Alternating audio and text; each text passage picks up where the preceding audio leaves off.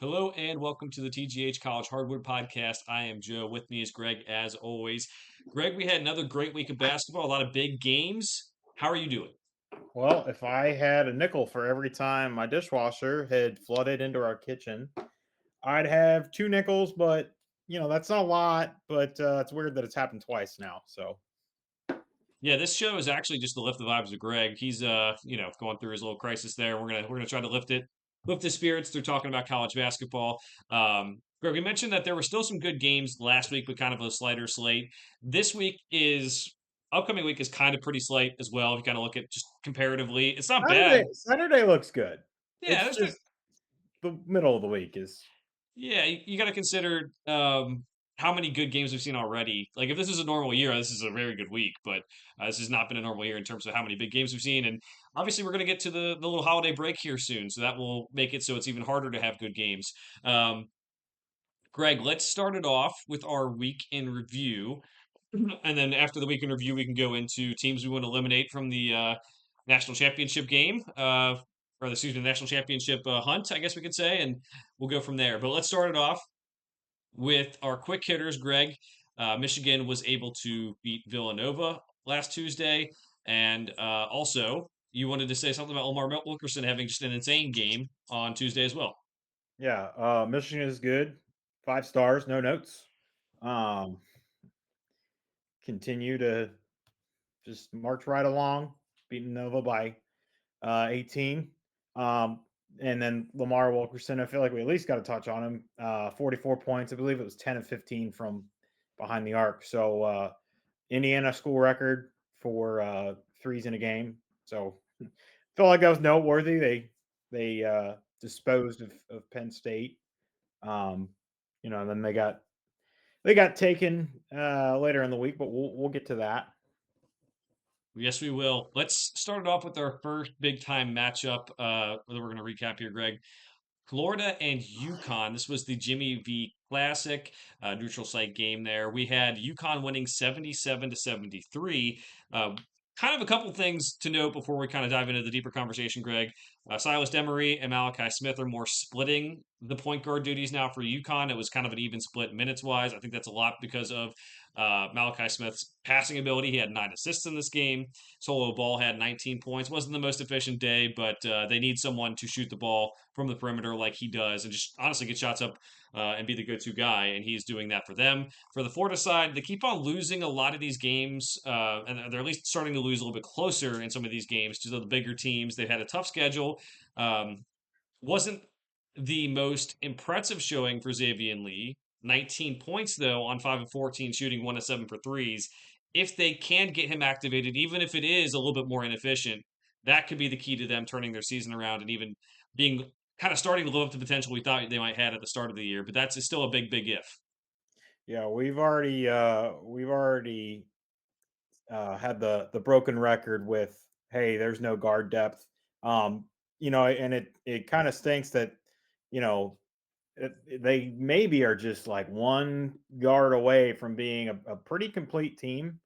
Joe, if you watch this game, they're all Florida's all over the offensive glass, and you'd expect that when they're playing three bigs, you'd expect that kind of advantage, but it's still um it's noticeable, right? That that's what's going to keep them in games. And it's not like we're talking about, I feel like we talked about Texas A&M last year because Buzz has, he's calling plays on free throws for trying to get rebounds. It's not like that. It's just there's just a lot of big bodies out there, and these guys are committed to it. And they have to be, because that's one of their strengths. We'll say that he goes for 20. Xavier Lee goes for 24 against GW later, George Washington later in the week. So I don't know. Maybe they can get something rolling there. Joe, I mean, the only other thing I noticed was this team performed very well in transition. I feel like there were several times where I saw them get transition buckets, and I don't know that watching them earlier in the year that I felt like I saw that. So I don't know if there was an emphasis on that, and maybe that's something that can help these guards get easy buckets. Is, hey, let's get out and run the floor a little bit more. The downside to that is they don't have a very deep team. So if you want to run a lot, you better hope that conditioning is good. That is very true, and that is the one thing. If your offense is struggling, at least run, try to do something there, get some easy buckets in transition, and use the defense to fuel the offense. And I think Florida's doing a better job. I do think, you know, Arkansas has maybe proven to be the best team in the SEC, and maybe a little bit of a void still behind them. And we're going to talk about Arkansas later too, but maybe this could be the thing that kind of gets them back to where they could be, at least in the competition to be top of the SEC when we get to the end of the season if they can get this thing figured out. All right, the other game in the Jimmy V Classic, we had Clemson and BYU. Now, first half of this game, Greg's texting me. We might have to have the Brad Brownell discussion again this year, Joe. Like, what the hell's going on? This is crazy. It did not last. Clemson was up 43-22, and BYU makes another miraculous second half comeback. They seem to have a habit of doing this. Uh, the Bansa finishes with 28 points, 9 rebounds, 6 assists. Rob Wright hits a buzzer beater that was kind of like he catches it and kind of as he's running shoots it, and it was a crazy, crazy shot. Um, Greg, I have a question I'm going to get to after you say what you're going to say about this game. But for me, it's gonna be just BYU has to figure this out at some point where the first half starts are not so bad because this will catch up to them eventually when we get to March if they do not get this figured out because they have the talent. I think we all like a lot of the pieces. When you think that maybe at least I think that they're probably going to be a team that's kind of in the top 10 almost all year long. Um, they are much better than Clemson, especially what we saw from Clemson later in the week. But that's kind of my takeaway is like this team has all the talent they could ever need. Um, and they just, even with an inefficient night from Richie Saunders, I mean, I still think they should have played a lot better in the first half, and it will catch up to them. Yeah, it did feel like in some ways it was is a little bit of kind of two different things in the first half. Like Clemson was moving the ball really well, but BYU locked down on defense in the second half. There was more ball pressure. They were more committed to it, and it made a difference. It just the straight up effort. On the defense, that was noticeable. Demonsa, he did. He used his takeover, he used his boost, his whatever, his game breaker, and just kind of took over. But Joe, I again still feel like I was noticing this. He is still so smart when he sees, he does like to do that, back down into the middle fadeaway kind of mid-range jumper. He loves that, but he senses when that double comes and he finds open teammates. And there were several assists that he had, and there were even several shots that, didn't go down where BYU just got good looks. You know, that to me is telling that even down in a game with that much talent, like he understands that, yes, I can take over this game. And he very much did that. But at the same time, he's using his basketball IQ. He's not just when he has a mismatch, he's taking advantage of it. He's got the length that he can, get a shot off almost like, I feel like we said this about Kevin Durant. He's just got these long arms. He can get a shot off over almost anyone. Demonsa kind of has a similar build to that, long arms and just tall, but he's still looking at the floor as a whole as opposed to just straight, you know, um, I'm going to he should take those one-on-one opportunities when they're there. I'm not saying that he shouldn't or anything like that, but it's noticeable to me that he's actively looking for what is our best opportunity on any given possession. Yeah, and that's why early in the season BYU got a lot of heat for like not moving the ball. And I do think there's a lot of isolation elements to their offense, and that's obviously going to happen when you have an NBA head coach or an NBA assistant coach become your head coach. But I think the ball movement's fine. They wait until they have the matchups. They wait until double team comes and they pass the ball well. Advance specifically. Um, could be something like maybe you look for in March where like if the ball does start sticking, that could be a problem. But Greg, my question to you, because I have an answer for me, but why are the freshmen almost as a whole struggling in first halves this year? Because Cameron Boozer's done the same thing, and AJ Demans's done the same thing too. They will act like they are not the best player on the floor for the whole first half, or they'll settle for outside shots, or they'll do something. And the second half, it is like a light switches on, and it's happened not just once or twice. I think between the two of them, it's probably happened close to 6 or 7 times this year where they do not look like great players in the first half, and then they just turn it on. So, what do you think the problem is there? I don't know, but I feel like it's been a story for BYU as a team. Duke, I feel like it's just like been a Cameron Boozer thing. Like they've still, Mhm. I can't think of a game this year so far where they've like just been behind the eight ball, and it just I don't know that as far as to why those individuals this keeps happening. You say you got an answer. I want to hear it. I think it's coaching. And I think it really is credit to coaching BYU, coaching at Duke, very good staffs. They, I think, have to remind these guys because, like you said, they are making unselfish plays, both of them.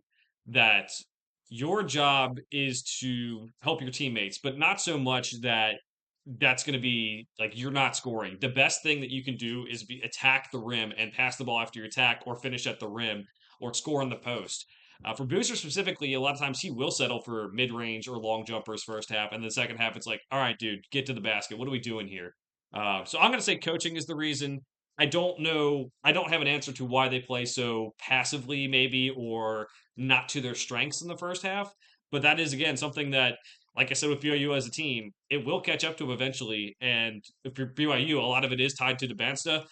For Duke, obviously, a lot tied to Cameron Boozer. If they start slow in a tournament game, yeah, it's really cool for Duke if Isaiah Evans shoots a couple threes, but can they even sustain that for 2 3 games at a time? Can Debansta, can Richie Saunders help them sustain that? So that would be my thing is like let's see aggressiveness and attacking the basket from both of these guys who have such unique skill sets the whole game instead of just second half. All right. Other games. Illinois beat Ohio State 88-80. That was a cool game for Bruce Thornton, who had 34 points. But we are going to move on to Wednesday for a quick hitter there. Greg, Wisconsin and Nebraska. This was maybe the first big game of the week for Nebraska. That we're going to talk about another one later. That we were kind of like, well, maybe Nebraska is for real. So they win 90-60. They killed them on their own. Nebraska's on the home floor. Was I would say we'll talk more about Nebraska later, but just for Wisconsin, they have the two good guards, but this is like kind of the Wisconsin thing for the last several years. I feel like they're a very inconsistent team where like sometimes you feel like they're a really solid team and like you can trust them, and then other times over Greg Gard's tenure, it's like, what is going on here? Yeah, I don't know that I had high hopes for Wisconsin coming into the year, but this whatever I had in my mind, them getting blown out 90-60 by Nebraska was not on my bingo card. Yeah, I didn't either. We'll keep. I mean, these teams. I'm hoping Wisconsin can bounce back. I do like some of their players. I think it'd be fun to watch in the tournament. But yeah, for Nebraska, that was the first step. We're going to get to the next game for them a little bit later. So we'll move on to Thursday, Iowa State. Iowa has a first half lead in this one, 33-25. And at the pace that they like to play, you might be thinking, like, okay, you're going to shorten it. It's going to be tough for Iowa State to come back. Iowa State scores 41 second half points to win 66-62. Joshua Jefferson has 24 points and kind of helped lead Iowa State there. Bennett Sturts had a rough game, and that's where it's going to come down to for this team. I mean, if you have a guy who's going to be that big of a focal point for your offense, and he goes 3 of 11, 3 of 8 from threes with just 10 points and 40 minutes played, the only Iowa Hawkeye to play more than, I think, 26 minutes. Uh, that's where you're going to live and die with. I don't think it's a bad strategy to live and die with Bennett Sturts with what he did last year, especially. But that's going to be the difference in the game. Iowa's pace really screwed with Iowa State in the first half. Second half, Iowa State adjusted and got the win. Yeah, so Joe, I didn't watch this game live, so I already knew the result when I went back and watched it. But when I'm watching this first half and Iowa's, getting out to a lead, I still was even thinking I was just straight up making a lot of high degree of difficulty shots. Like, you know what I mean? Like I think they finish at like 60% from the field in the first half. And when you hear something like that, you think, oh man, they must have had. I don't know if there was a ton of open looks. There were a lot of late shot clock looks. And, Ben McCollum runs an offense that, it pokes and prods and the ball moves around a lot. And, they use a lot of the shot clock. But there were a lot of like late shot clock type heroics. I can remember specifically at least one deep three from Sturts in the first half that he drilled, you know, but Iowa State made them work for every bucket. And the same was true in the second half. But in the second half, I started seeing a lot more. First of all, towards the end of the first half, Josh Jefferson goes on an absolute tear. He goes on a heater, makes it a game again. And then they get into the second half, and I felt like it it was again, it wasn't any necessarily that Iowa State was doing anything different. Some shots started to fall, and they started making. Offensively, they weren't necessarily doing anything different tactically, but some of those reads were better. They were getting more of those easy looks inside. I can think of at least two or three times where they got the ball into like the high post, and somebody cut into the low post, and there was an easy bucket. Iowa just felt like they had to work for everything this whole game. And one of the things that I noticed was they had a lot of success with the back cutting, and Iowa State Iowa State likes to play a lot of ball pressure. They don't play a ton of help defense unless absolutely necessary. I was surprised that they didn't do a lot more of that. That I can only think of like two or three buckets where they scored on a back cut, and like each of those times it was an easy bucket, and you just it felt like if you maybe push that a little bit more, you get them to sag off a little bit more. I don't know. I just like it was noticeable when those opportunities happened because they were easy layups, and it was just like something they didn't seem to like push throughout the game. It was just here and there. Yeah, yeah. Um, like what you said about the back cut specifically, Iowa State, Greg, a team that I think you listed among national championship favorites last week. Winning games like this, I think, is good for them, and showing they can beat teams that are kind of different is going to be good for them. Because if you have to win six in a row, you might have to play a team that plays at a slow pace. You might have to play a bunch of other teams like they played all year long. So good for them to get this win. Let's move on to Friday night for a quick hitter here, Greg. Texas and UConn. UConn wins. Decently close. They only won by 8 points, but I have nothing to add about this. No, I just like I'm sure this isn't what Miller had envisioned in his first season at Texas, but it has been pretty much, you know, lackluster. Yeah, I think if they had lost to Duke and UConn, that's fine. But losing to Virginia and Arizona State by itself isn't the worst thing in the world. But like when you add it to everything else, like being 7-4 is not the greatest. We'll move it to Saturday, Greg. A team that we said was probably solid this year lost to Hofstra. Syracuse lost to Hofstra. Just a bad loss that's going. We've seen teams take bad losses to make the tournament, but depending on how well the ACC can stay afloat, that one could be a killer at the end. Yeah, that I you know feel like we started saying something about this team, at the players era, and then I am forgetting they beat Tennessee in the ACC SEC, and I was like, all right, this could be a tournament team. Like that kind of loss is whew, like that quite literally could be because where we're expecting them to be, is probably in the 9, 10, 11 seed range, maybe playing in the first four. And that kind of loss is the thing that on Selection Sunday might be the difference between being in and out. You know, Not if you're going to be a 3 seed, a 4 seed, you can recover from that. This team, I don't think is in that range. But if their resume is getting compared to someone else's, this is going to be a glaring loss. The only thing was, Joe, and again, you gotta, I mean, like, you can't make it about this one play, but Kai Anthony got hacked on the arm and there was no call. And I saw some Twitter, feeds share, like, what a block by Hofstra. I was like, that was not a block. I mean, again, if you're Syracuse, you can't leave it up to that situation. This is a team you got to be beaten by double digits. But as far as the last play, that was a completely missed call. Yeah, a little bit too early to maybe think about tournament resumes, but we'll put it this way: Syracuse has some work to do. 92 in the net, 0-3 in quad one, 1-0 in quad two, 0-1 quad three. That lost to Hofstra. So you think about quad one wins; they have to get some of those. Not having a clean quad three now because of the loss to Hofstra is going to be pretty rough for them unless they can get something going in the ACC. We'll stick with an ACC team for our next one. We have Kansas at NC State on Saturday, Greg. Kansas wins this 77-76 in overtime. NC State's game plan was pretty obvious. Let Melvin Council shoot. Let him get whatever he wants. We're going to stop Darren Peterson.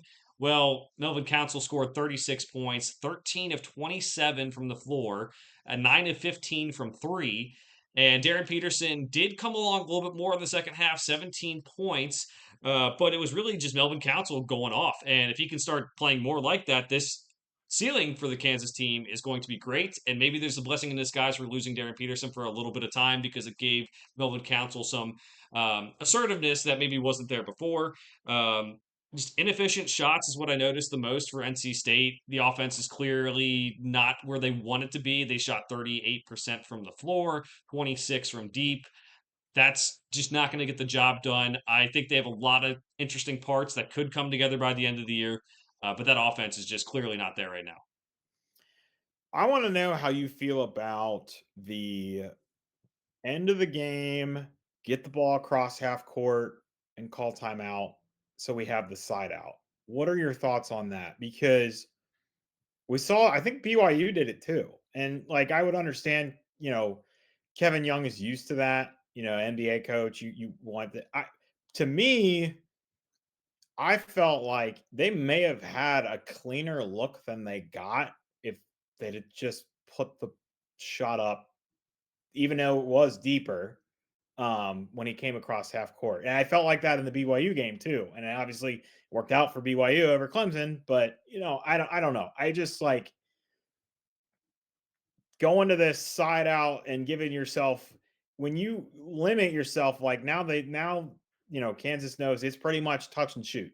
I think there was like 1.7 left or something like that. You have made one dribble maybe, but I'm not a fan of it, but I understand why people might be on the other side of it. I may sound completely nuts to you, like, Greg, why would you think that? I don't know. I just live watching it, I was like, I felt like they may have had a better look if he just took the live shot as opposed to calling a timeout and drawing something up. And if you remember the BYU shot, like it wasn't necessarily a broken play for Rob Wright, but like Rob Wright flashes in late and ends up getting a shot between two defenders. Like I don't, you know, it's almost like a do you want the defense to be set type? I feel like we talk about this in college basketball a lot. The advance the ball versus not advance the ball, call timeout versus, not call timeout.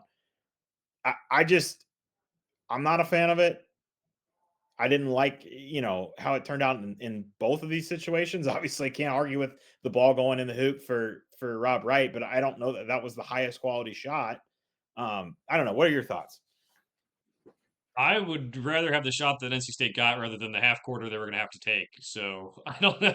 That's the thing is I think All right, it's maybe he was deeper than I remember. I felt like he got pretty far over half court and he got was so the first remember they called two timeouts. Like they got the ball correct. and then the second Correct. one maybe a little bit better shot, but I always like the sideline out of bounds. This is kind of the big talking point. They want to have the advance the ball thing in college basketball coming in the future. They might do that because you'll get better finishes. Um, so many games when you have to go the full court, what it takes about 4 seconds to get all the way up the court, you know, that's going to limit you. So I always like taking sideline out of bounds. Now, what I will say is NBA coaches make their bread and butter on this, whereas college coaches do not because they do not have the situation come up a lot. So it's about knowing for the time being, I would still say sidelines out of bound is the best thing. But it's about knowing your strengths. And if you're going to have a system where you're going to say, hey, if we have, what was it, 2 3 seconds before they started taking the timeouts, hey, maybe I should work on this or have better sideline out of bounds plays because um, there are plenty of options open. You didn't need the three there. You could have gone towards the basket. You could have done a back pick and had someone roll to the basket. You could have had someone come close, someone go far on the 3 point line. You could do so many different things, but it's something that I don't think a lot of college coaches really practice, and that is something that I think needs to come to fruition in the next couple of years, especially if the rule changes. But I don't mind doing that. I think it is the higher percentage thing to do. Um, but like I said, I think it just comes down to whether the coaches can make those plays and have better plays and like or at least take some plays from the NBA. So like you said, Kevin Young having the NBA experience might be helpful there. All right, Greg, let's go to the next one. Arkansas and Texas Tech. This one was in Dallas. It was a game that Arkansas was able to win 93-86. Now, you texted me during this game, Greg. Texas Tech only played 6 players. That's going to be a big thing they got to figure out in the next couple of weeks here and heading towards March, as it's going to be tough to win a lot of games when you have that. But it's also going to be hard for Texas Tech to win games when you get 30 points from JT Toppin, 26 points from Christian Anderson, and don't really get a lot of help elsewhere. No one else in double figures. The shooting for a lot of the other guys wasn't always the greatest either. Um, Arkansas, for me, Greg, we said the big three was Malik Thomas, Darius Acuff, and Trevon Brazil. Malik Thomas did not have his best game in this one off the bench, only 8 points of 2 and 8 shooting. For me, the X factor for this team is, I think it's Brazil, 24 points, 10 rebounds. When he plays well, they can beat anyone in the country. When he does not, I think that's where they kind of get beat because they need a post presence. One of the guards will step up. You got to think one of the 3 or 4 or 5 guards they have will step up.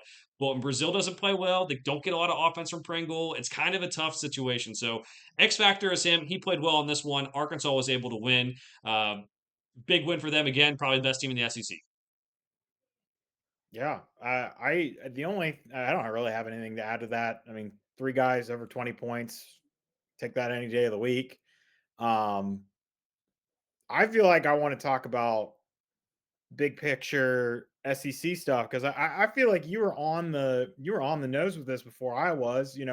We go through the ACC SEC thing, and I thought you were maybe being a little hard on the SEC, but as we've got a week or two down the road, I'm like, yeah, I guess maybe Arkansas is the best team in the SEC, and that for sure is not what we thought it was going to be coming into the season. Um, I, you know, I'm. It's just wild that we go from what we had last year to what we have this year, and it's not like the SEC ran out of money and couldn't, pay for, transfers or something. But is there any one thing that you can think of that maybe brought us to? I know there was they had, Broom, and there was a couple of guys last year in the SEC that just you know, gave them some real contenders, but it felt like top to bottom the conference was great, and it's just not. It's still better than when we were talking about early 2000s SEC basketball. Like it's not that, but Yeah. it I, still feels like a pretty big difference from what we had last year.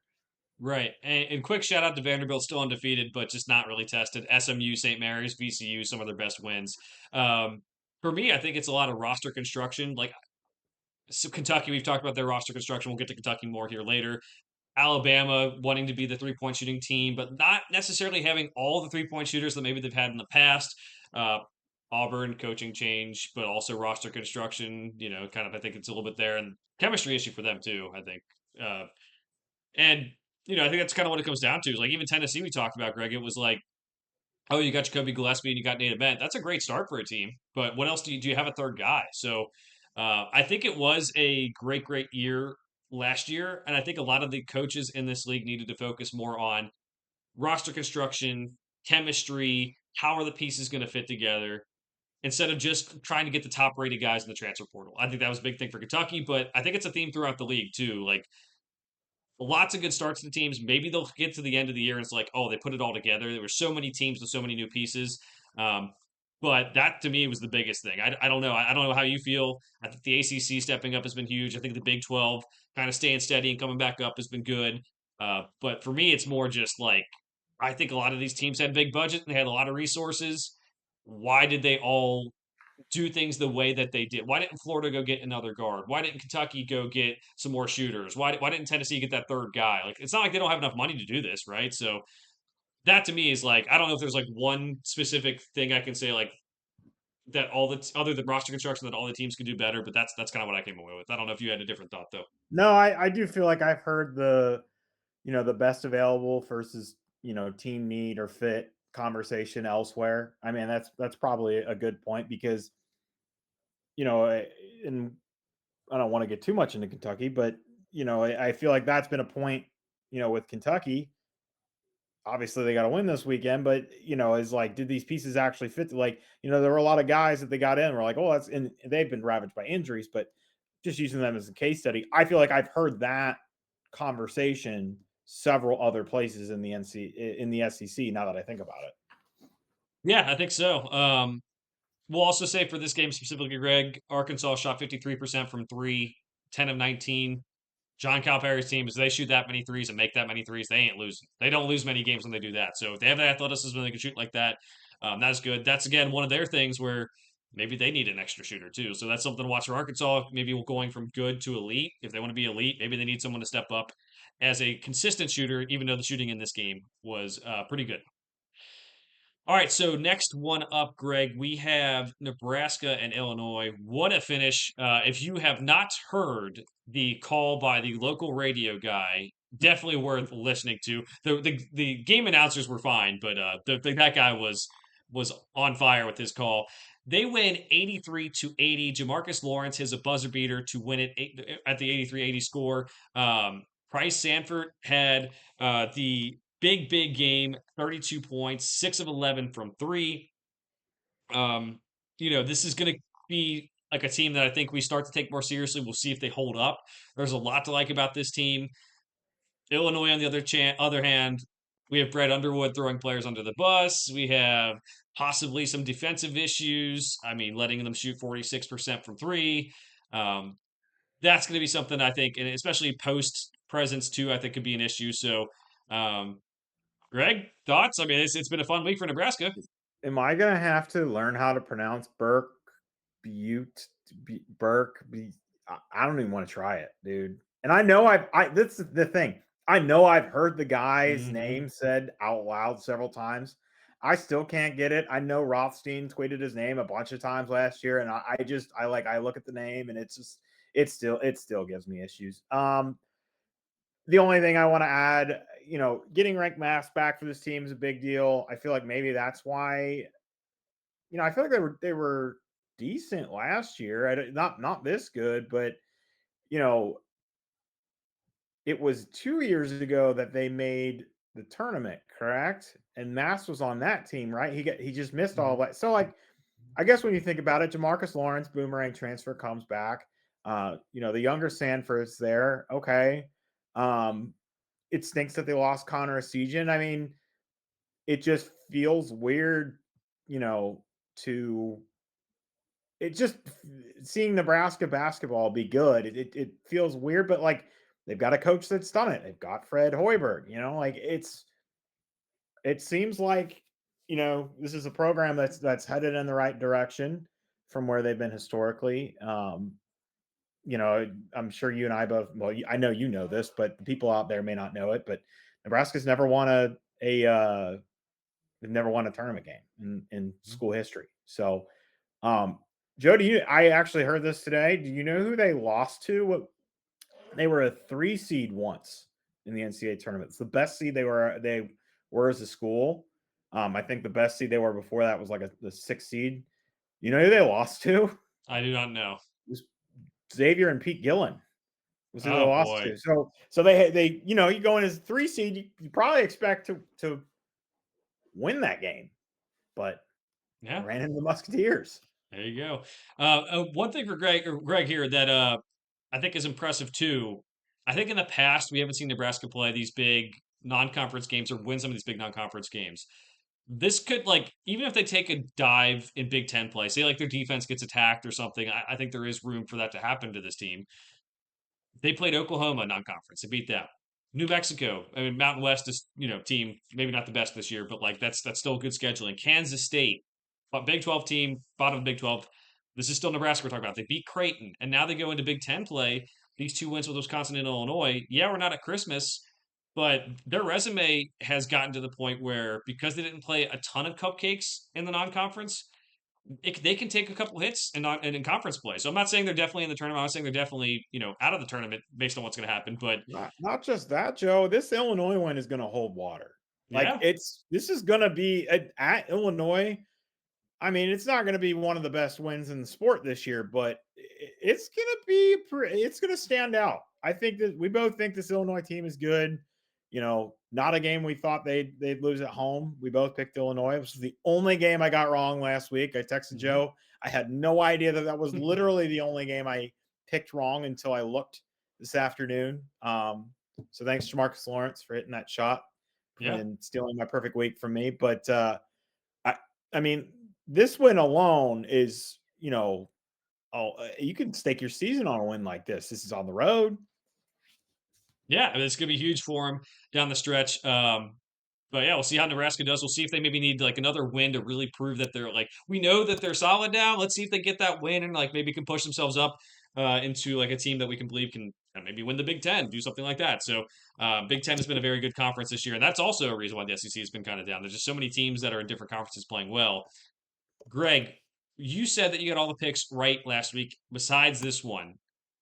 That's true, but in the podcast, because we did not pick this on the sheet because it was a top 25 matchup, we had Indiana, Kentucky. We both picked Indiana. Oh no, So you're here, right. You're so right. so here we go. So people who don't see our sheet might think, oh, well, Greg's lying. Greg's not lying. He only got one wrong on the sheet, but we have to get to our Indiana and Kentucky recap here, as that game was not on the sheet. Kentucky wins it 72-60. Greg, I have a lot to say about this game, but I will start it off with Kentucky's effort was a lot better. The 3-point defense was a lot better. Yes, there were some open threes by Indiana that maybe Tucker DeVries should have hit. He was 1 of 9 from 3. Lamar Wilkerson was 2 of 5. Maybe Lamar Wilkerson should have been able to take a couple more threes there.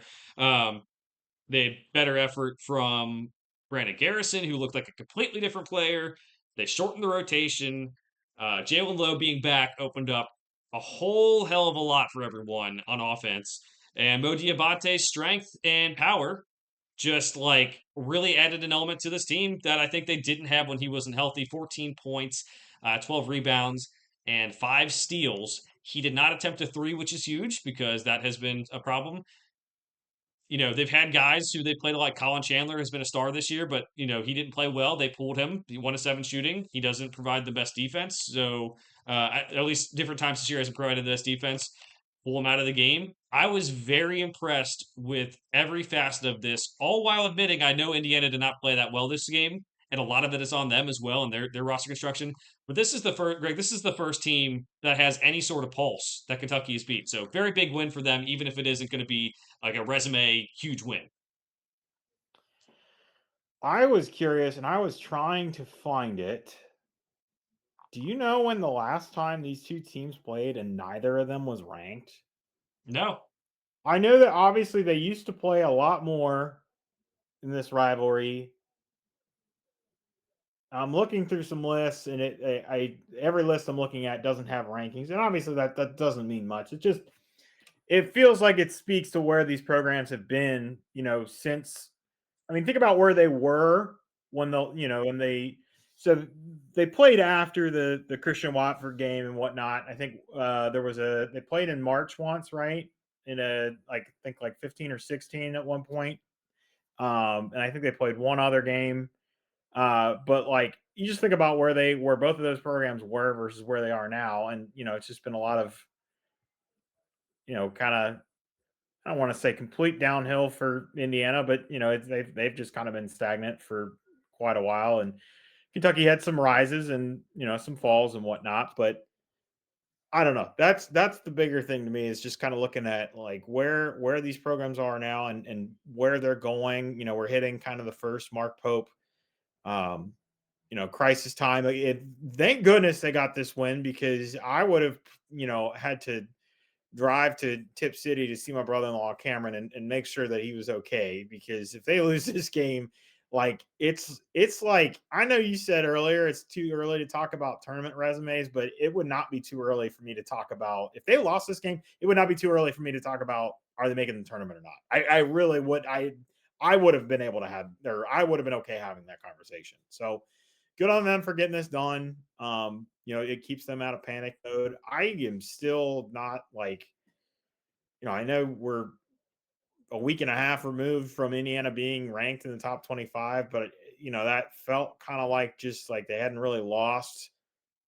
Then they go and lose to Minnesota, and so I don't really know that I'm in on Indiana. Yeah, I don't either. They have some good guard play. The post play is not the greatest. And for Kentucky, it's not like I'm all the way in on them. I've just impressed with the growth they've shown in such a short period of time after taking so many losses. So, just a couple more points here before we move on. As Jalen Lowe gets healthier, that's going to be huge for them, getting people open shots. He did not have his best game, but he did play pretty well. And I think, we talked about the roster construction. Maybe they need more shooters. Trent Noah was one they talked about in the offseason as like a guy who hit every three. Colin Chandler's been a guy who's hit a lot of threes, and like they've said, like he's a great shooter. Cam Williams, who transferred in from Tulane, was supposed to be a good 3 and D guy. And a lot of these guys have not panned out in terms of like when the lights are bright, they do not make their threes, and that costs them. So getting low, getting people open shots can help. Getting them more comfortable playing more games at Kentucky will help. It'll be interesting to see how this goes. I mean, they only shot 3 of 15 from three, like I said, so they have a lot of work to do there. But it does give you some hope, Greg. If you get your point guard back, you get your enforcer back in Mo Diabate, and then hey, maybe Jaden Quaintance comes back. They practiced fully this past week as an update, so still thinking January at the very latest for SEC play, but possibly a little bit sooner too. So solid win for Kentucky, not the end all be all though. And Indiana, just year one roster construction, maybe not the best yet, but I think year two they'll figure that out. Moving on, Greg, we are going to go to Arizona and Alabama. This one was in Birmingham. I don't have too much to say about this game, Greg. I think this is something we expected. We had a game where Arizona, the better team, won pretty handily, 96-75. Koa Pete played 20 minutes, only scored 6 points, but like that only signals to me they could beat teams in a lot of ways. Uh, Braden Burries is the 1 point I want to make here, Greg. 28 points, 7 rebounds. He's come a long way from that first game. He has had better games going on, but when he develops, that makes his team even more dangerous. And Alabama, we've said enough about how their strategy of shooting threes this season may not be the best for this roster or even overall to win a championship with how many games you have to do that in a row. So Arizona wins. I'm not sure it's something we didn't expect. Uh, but I think this Arizona team has shown growth, even though they're still undefeated, and just that's going to help them so much down the stretch with beating teams so many different ways. Yeah, I feel like I have similar feelings about this this Arizona team and like UConn, where I feel like there's different guys that can do it different nights, especially now that Burries has arrived. Like earlier in the year, I think there was a couple times where Jaden Bradley really came in clutch towards the end of of a couple of games that they won. I know Koa Pete has absolutely gone off in games, and if you were sitting there and telling Tommy Lloyd, "Hey, you're going to get 6 points from Koa Pete, and you're going to beat Bama by 20 points," I mean, he'd be like, "Oh, sure, I'll take it. I'm not sure how, but like, I'll take it." Um, so I'm starting to put them kind of in that, when I look at UConn, I feel like they're what I call complete teams, or like they have options, like they're not just dependent on, a singular facet or a singular guy. There's different ways they can skin the cat, so to speak. Um, I guess it also, to me, the fact that Bama was up at half and then they just come out and absolutely blow the brakes off them in the second half. Um, I like to see that from Arizona as well. I don't know that I have super high thoughts on this Bama team, but I still think that this is a good win for them. It was in Birmingham, so it goes as a neutral court game, but still a really good win. I heard the conversation this week, Joe. I'm just curious if you have an opinion. I really don't care one way or the other, but the question's been out there is like, should Arizona or Michigan be the number one team? And again, this is absolutely meaningless. It's just who should be the number one team in the AP poll. You get no prize, you get no NIL money, you get nothing for it except to say that you're the number one team in the country. Just, I'm curious if you have an opinion. I don't know that I really care one way or the other. I don't know that I have an opinion of who I think it should be. I think I'm just fine with it being either team at this point. Yeah, I mean, gun to my head, I'd say Arizona, but that's because they played a couple more tougher teams at this point. And while it's really cool, Michigan has blown out some good teams. I I don't for me, I don't like the efficiency numbers probably help with that. I don't think that matters to me as much. I want to see you win, and if Arizona's winning the same amount of game or same amount, they're both undefeated, I should say. But they beat Florida, they beat UConn, they beat Auburn, they beat Alabama, Michigan. They beat Auburn, they beat Gonzaga, San Diego State, TCU, Wake Forest. It's not like it's bad or anything, but just comparing them, I like Arizona better. And if I had to say independent of the results, who do I think is the better team? I think Arizona is the better complete team. Greg, the one last point I was going to make before you ask this question, it makes it perfect. They have 7 starters. Like, literally, Toby Awaka went to the bench this year for Koa Pete. Anthony Del Orso was on the bench in this game. He starts some games. Um, they have 7 starters. They have a rotation of 7 or 8, and they go obviously, they won by a lot of points, so other guys got in. But they have those guys, but they all know their roles so well. And I think that's what's so important. So, um, if you're a fan of either team, get ready for a fun March, hopefully. But Arizona, I think, should really be feeling that way with how things are going. That's the podcast jinx I'm going to call it. Arizona might lose this week. I don't know who they play. I don't know who they play, but after I said that, that has to happen. All right, last game to recap, Greg. We have Gonzaga beating UCLA. We have noted UCLA struggles early in the season. For Gonzaga, it is Huff with 21 points, EK with 25 points. They dominate in the post.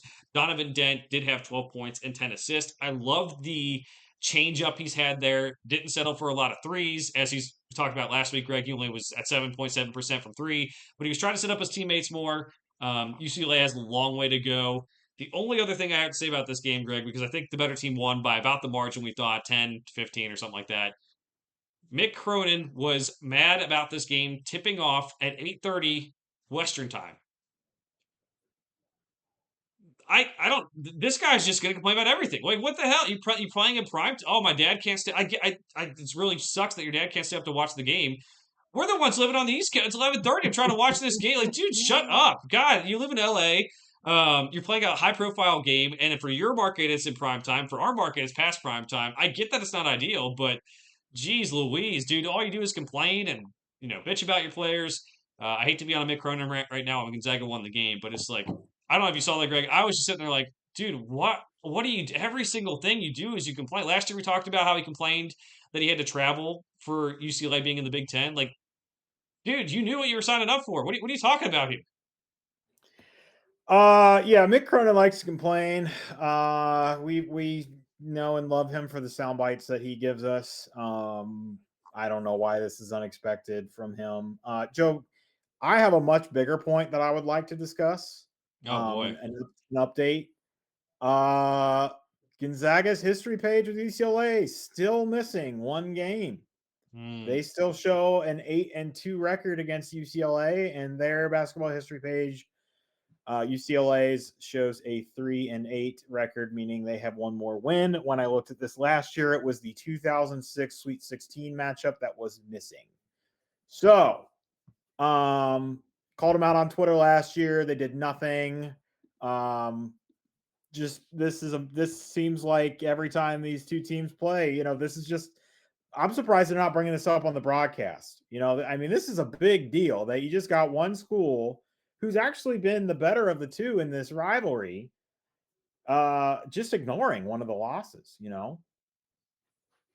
Greg, you need to look up the SSID for Gonzaga and send an email and just say like, "Hey, I'm not accusing anyone of anything here, but what's going on Oh, here?" I'm accusing because they have had almost a full calendar year since I sent out my tweet on 12/23 of 24 to fix this, and they still haven't fixed this. Yeah, I'm sure the interns that read that tweet are really going to care about that. But the SSID, get an official statement from whoever that might be, if you could. So, um, all right, so that's the recap for the week. Greg, we have to get to teams who can't win the title. We have ruled out every mid-major that's not named Gonzaga, Utah State, San Diego State, and St. Mary's, Rutgers, Xavier, Marquette, DePaul, and Boston College.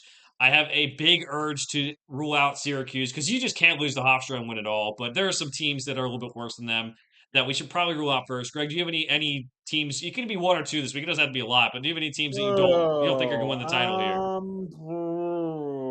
What a man, that's a great question. This is kind of your thing. It's not really my thing. I'm just kind of along for the ride. Oh, I'm trying to think.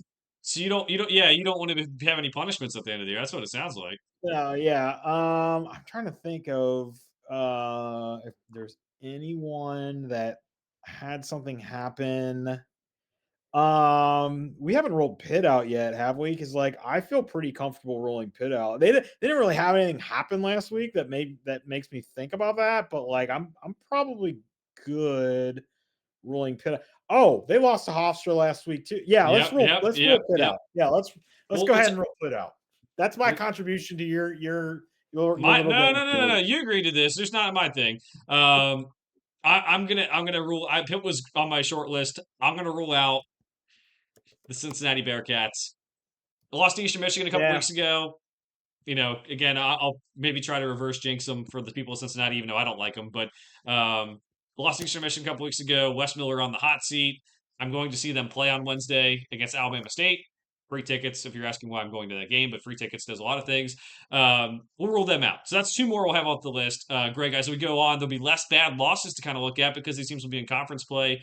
But I think we can find way more teams. And yes, we do have the punishment of donating $100 to charity. So if it really is my thing, Greg, and I go rogue, you're gonna be signing up for $100 to charity no matter what. So,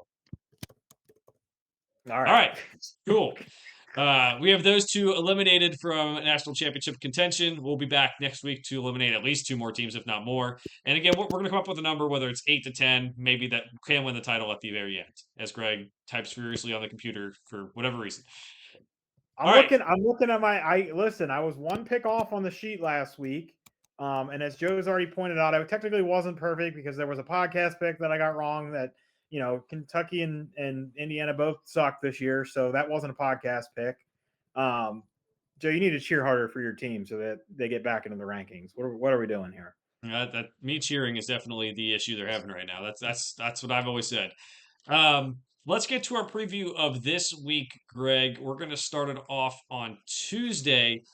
Probably the only notable game that's like during the week is Louisville and Tennessee. This one is at Tennessee, the Food City Center. Greg, I think these are two teams that have some pretty good potential for the season. What do you got here? So they do have good potential, but I feel like that Tennessee defense isn't what it normally is. And Louisville can flat out shoot the ball, and we're worried about the offensive options that Tennessee has. There's not really much to make me want to pick Tennessee, which obviously means Tennessee. That I'm due to come back down to earth, right? After Mhm. after last week. So I'm gonna pick Louisville, but that probably means Tennessee's winning this game, right? Because we're both picking. Well, I don't. I got secrets. I won't reveal your pick. I'm picking the road team. Joe also might be picking the road team. Sounds like a recipe for disaster. It does sound like recipe to disaster. And the point I was going to make, Greg, is I'm picking Louisville. I like what they have piece wise. They have more options than Tennessee. I think that Pat Kelsey will have this team playing better. But their one loss was on the road to Arkansas. They lost 89 to 80, and it was a bad 3-point shooting game. It was Michael Brown taking bad shots, maybe letting the crowd affect them. That was their only road game of the season. So if it is going to be a loss, it could be, Jacoby Gillespie and Nate Ament going off. It could be Tennessee's defense stepping up, but it could also be just like Louisville's a good team, but maybe they're not a team that's going to win a lot of road games based on how they play and based on the fact that their star players are freshmen. I don't know. That's just something to watch out for. A lot of these teams we get into conference play and they kind of look invincible, and then they kind of go like, "Oh, well, we're going to play some road games," and you're playing a game on Wednesday night at Northwestern or something, you get your butt kicked. So, not the case here, but I'm going to go Louisville. All right, so we're going to move over to Saturday. Like we said, a little bit of a lighter week. Doesn't mean there's not some games to watch out for here. Greg, we're going to go to the game between Kentucky and St. John's. This is a 30-year anniversary of the 95-96 game team for Kentucky, the championship team that Mark Pope was on, that Rick Pitino coached. They were trying to get something done to play in Kentucky this year and then at St. John's next year. Didn't work out. This one is in Atlanta for the CBS Sports Classic. These two teams have struggled really bad this year. They have a lot of the same issues. So that's what's kind of making this neutral site game.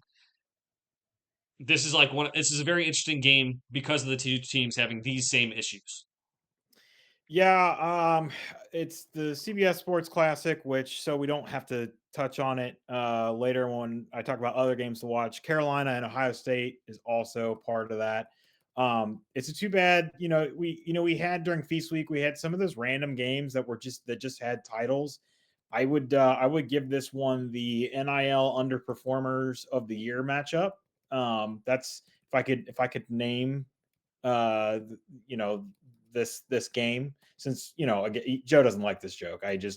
There was a couple during feast week. There was a couple games that just like they were just named and they weren't anywhere special. They just like whatever. But I tell me if I'm silly for thinking this. I really feel like if I knew Jaden Quaintance was going to play, I'd pick Kentucky because that means I know exactly what Zuby Ejiofor will be going up against every possession. It in no way, shape, or form sounds like I was reading some stuff today, and maybe you follow some of the message boards, maybe you heard some different stuff. It does sound like he's back to like live 5-on-5, Mhm. but it doesn't really sound like this game is in the sphere of he might play. I feel like that is enough to just kind of tip the scales for me back and just pick St. John's based on that and think Zuby is going to have a big game because that probably means he's going to see some Brandon Garrison and who else? Well, yeah, anyone else. Moji Abate could be on him. It doesn't, we'll throw bodies at him. Malachi Moreno as well, the freshman. I'm going to go Kentucky. I think they did turn a small corner. I think Jalen Lowe getting healthier is huge. I'm still confused. Like, Kentucky's effort's better, and I can understand the team better with Jalen Lowe. I'm a little bit still more confused about this roster construction for St. John's. Because again, it's the same thing. They paid a lot of money. How do they fit? We thought Ian Jackson was going to be the point guard. He's not the point guard. Um, that's the thing is like I like Bryce Hopkins, Kentucky revenge game for him. Um, you know, I like him. I like Ejiofor. I don't like the construction of this team. I think they can develop too. And Dylan Mitchell, one of my favorite players as well. Um, that's what I think it's going to come down to. I think Kentucky will keep this momentum rolling, get this win over another team that, like, I think kind of like Indiana is like has some issues, even if they're not like a big win. I think this could be another win that could start building the momentum for Kentucky. Um, and Rick Pitino loves Kentucky so much, he might just fall on the sword and say, "Hey guys, you have this one." So that'd be fun.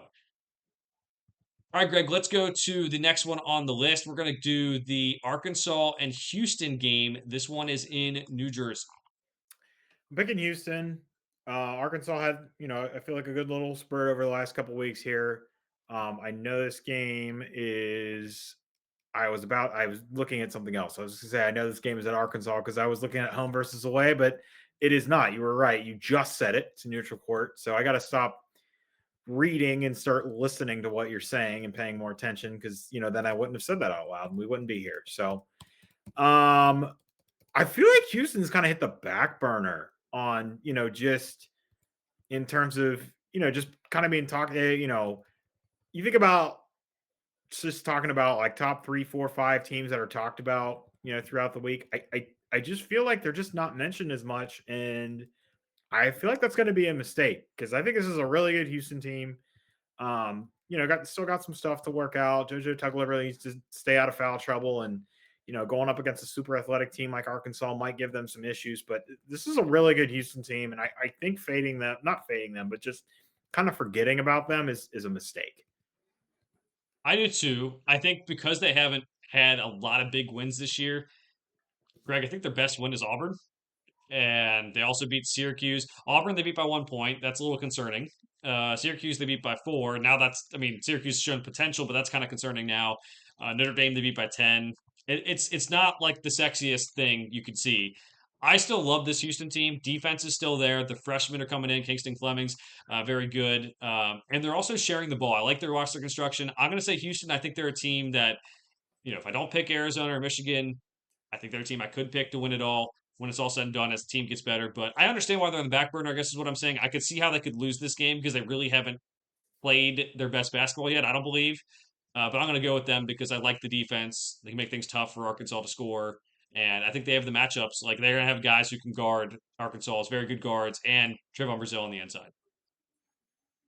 Next one up, Greg, we have, or the last one we're going to pick, Texas Tech and Duke. This one's at Madison Square Garden because every game this year seems to be at Madison Square Garden. Duke 10-0, Texas Tech 7-3, and has their issues that we mentioned earlier. Seeing JT Toppin and Cam Boozer go at it's going to be a lot of fun. They're just as much as I love Christian Anderson and him, there's a lot that scares me about Texas Tech.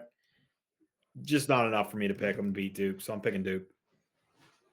I'm picking Duke as well. I don't have that trust in Texas Tech. I think it could be a game that they win. Like I'm not going to be totally out on them, but it's going to take a great effort from JT Toppin and Christian Anderson, and they need one or two guys to step up outside of them. And like for Duke, we talk about their supporting cast being an issue, but like when you have Cam Boozer and Isaiah Evans who continually step up and just a lot of depth, that helps cover up some of the issues too. So I'm going Duke too. Greg, any final thoughts? Or, excuse me, any team other games you want to watch? Already mentioned Carolina, Ohio State. Villanova, Wisconsin is in Milwaukee this week. We kind of touched on both of those teams a little bit. We think maybe Villanova might have something. We think Wisconsin's, maybe gets that's just, a game that might be worth watching. Auburn and Purdue is a ranked game in Indianapolis, but I did not put it on our picks because I have no reason to pick Purdue. I don't think you have any reason to pick Purdue. I'm kind of surprised that Auburn is still ranked, but I guess that's just kind of where the back of the top 25 is right now. We can talk about it if it's a close game, we can talk about it. But other than that, it's ranked on ranked, so got to at least mention it. Joe, I feel like I almost always put ranked on ranked games just out of principle in our picks, but there was nothing that even made me want to mention this one. Just I feel like we know what's coming. San Diego State, Arizona in Phoenix. You're looking for some late night. I think that's on Saturday night, late night basketball to watch. Definitely one worth watching. Yeah, I mean, one of the teams I said I thought had Final Four potential. They've not played like it so far, but they've had some injuries, so maybe they step it up here. But yeah, those are the games to watch. Greg, I'm going to have one note before I go to your final thoughts.